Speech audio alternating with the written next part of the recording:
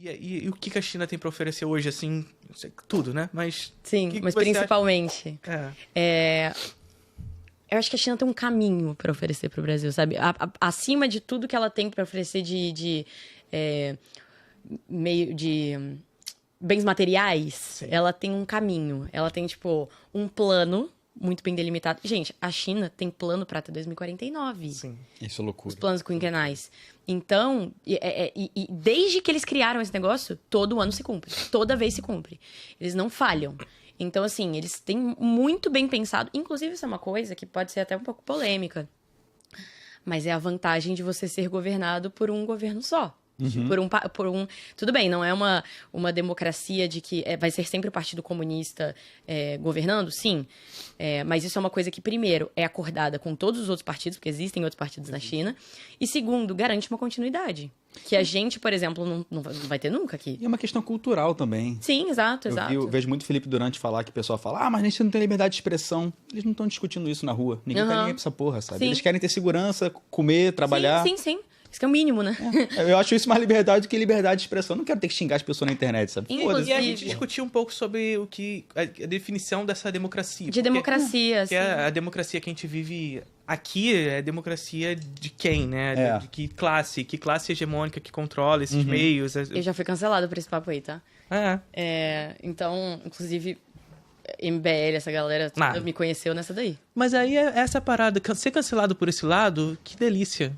É porque foi postado pela Choquei. Daí o negócio... Mas aí não tem jeito. 6º lugar dos Trending Topics do Twitter. Vai ser publicado pela Choquei. Com 20 anos, amaram?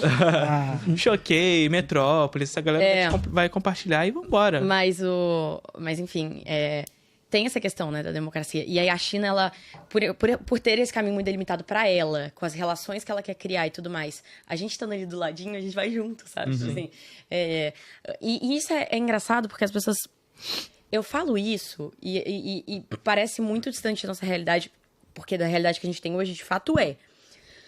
Mas quem disse que depois da China não pode ser o Brasil a próxima potência, entendeu? Porque, pensa só, uma pessoa que falaria isso da China na década de 40... A pessoa tá louca, a pessoa tá completamente insana. Que a China, eles são agricultores lá, a galera não sabe ler escrever lá. E aí teve a Revolução, aí teve um desenvolvimento fechado do resto do mundo por 30 anos não, 20 anos. Aí na década de 70 eles começaram a abrir, e daí pra frente, cara, foi só... Então, assim, às vezes a gente colando e aprendendo os meios, a gente pode até não ser a maior potência do mundo um dia. A gente pode ser um pouquinho melhor, sabe? Aprender um pouco sobre a alfabetização da população, aprender um pouco sobre acesso à educação, saúde, comida, gratuitos, sabe? Assim, tipo de industrialização, negócios. Industrialização, exato. Ciência e tecnologia, porque é isso. A China, ela consegue disputar no cenário global muito por conta de controle de patente, poder disputar as patentes no cenário global, sem depender dos Estados Unidos. É um país muito pragmático, parece ser, sabe? Sim. A gente quer chegar aqui, eu tenho que fazer o quê? Isso, vou fazer isso e acabou. Muito. As pessoas, tá bom, vamos fazer isso. É isso. Teve toda a questão com relação às inteligências artificiais, por exemplo, o DeepSeek deles. Não, do negócio da NVIDIA, né? Dos processadores da NVIDIA. E aí, vai dar problema. Aí foi lá e criou um outro e vamos Não, e não é à toa que... Vocês veem, a China não cortou relações com o Brasil naquela época do Bolsonaro, que ele tava, vai a China, que não sei o quê. Não, eles não cortam relação. Não cortou relação com os Estados Unidos. Cortou em algumas coisas, mas não corta relação com os Estados Unidos. Porque eles são muito pragmáticos. Eu tenho uma entrevista muito boa de algum cara da China também, que ele fala, se eles querem brigar com a gente agora, tudo bem, a gente espera o próximo presidente. Senão, a gente espera o seguinte, a China tá aqui há 2.000 anos e vai continuar aqui depois que os Estados Unidos acabar, sabe? Exatamente. Eles têm essa mentalidade muito a longo prazo. E de comunidade, né? De comunidade. Não é nada agora. Não é nada agora. O que a gente está fazendo agora é para construir para o futuro. Tanto é que, durante a Revolução, né, eles... um dos trabalhos escravos que tinha, porque era escravo mesmo, era compulsório, era a alfabetização. Pegaram quem sabia ler e falava, agora você vai ensinar. E não era opcional. Você vai, entendeu? Senão você é preso, você vai ensinar. E aí... Não é à toa que eles não têm que eles têm uma taxa de alfabetização tão baixa. Porque todo mundo aprendeu a ler naquela época. Todo mundo aprendeu a escrever naquela época. Então, assim, isso na década de 40, a gente imagina. Imagina a taxa de analfabetos que tinha no Brasil na década de 40, acho que não dá nem pra medir isso. Sim, perfeito. Uma pergunta só sobre China.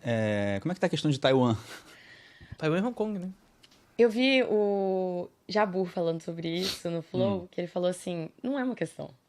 Tipo, não é uma questão pra ninguém. Não é uma questão pra ninguém. Tipo, ninguém reconhece Taiwan como um país... Ninguém não, mas tipo assim, 90% do sistema internacional não reconhece Taiwan como um país independente.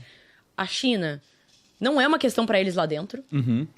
Eu acho que a gente só sabe essa questão separatista de Taiwan, primeiro pela singularidade da situação, que é estranho uma província que tem bandeira, língua, que é uma governo, ilha, né? Não tá na parte continental. Moeda, exato. Tipo, é estranho pra nosso convivência, assim, tipo, e tal.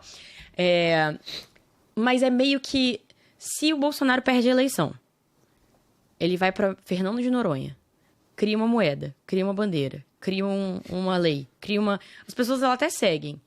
Mas se a gente vai conversar, alguém pergunta pra gente, Fernando de Noronha é do Brasil. Obviamente. Você nem leva a sério isso, sabe? É que nem a história do Guaidó na Venezuela. Sabe? Tipo assim, tá bom, sabe? É tipo aquele... tipo, ok, vó, vai lá brincar, vai lá brincar. Tipo... vó, vai tomar seu remédio. Sure, grandma. Tipo, é meio que isso. E aí, ele só tem uma certa força porque os Estados Unidos faz muita propaganda com relação a isso. É uma coisa meio Ucrânia, né? Tipo, a Ucrânia, os Estados Unidos queria que a Ucrânia se tornasse independente, sabe? Até que, mais ou menos, porque, enfim, já entra toda uma outra questão que, enfim. Mas os Estados Unidos, obviamente... Ele queria o fim da União Soviética, ele queria derrotar aquele inimigo. É uma coisa meio isso com Taiwan, sabe? Tipo assim, é só por isso que isso é uma questão. Porque os Estados Unidos tá nem aí pra Catalunha, tá nem aí pra, tipo... Ele não tá nem aí pra liberdade dos povos, que não sei o quê. Não, sabe? Se tivesse, não apoiaria Israel, sabe? Mas, assim, a questão é política mesmo. Assim, não é uma questão... Não vai acontecer. Primeira coisa. Não vai ter apoio internacional, não vai ter, pelo menos não tão cedo, né? E a China não vai deixar. Assim, de jeito nenhum, principalmente com esse negócio dos microchips crescendo cada vez mais. São todos produzidos em Taiwan, então assim, esquece. Sim, perfeito.